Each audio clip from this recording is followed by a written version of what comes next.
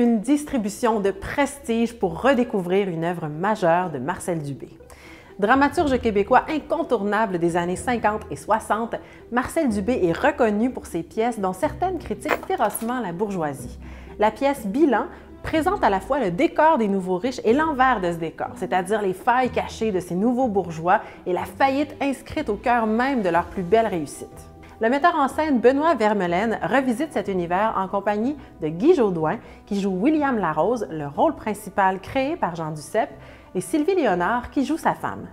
Avec eux sur scène, Christine Beaulieu, que vous avez découverte dans J'aime Hydro, Rachel Gratton, qu'on a vue à la télé dans Les Simones ou Au secours de Béatrice, et plusieurs autres excellents comédiens. Il faut venir voir Bilan, ça c'est clair.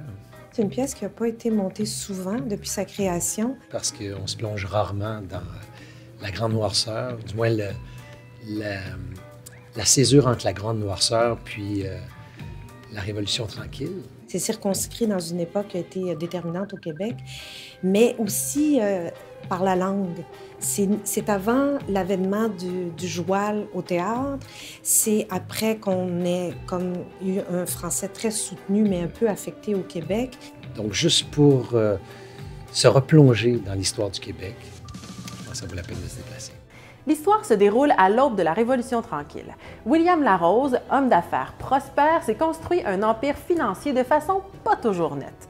Pour couronner sa carrière et s'élever au sommet de l'échelle sociale, il décide de se lancer en politique.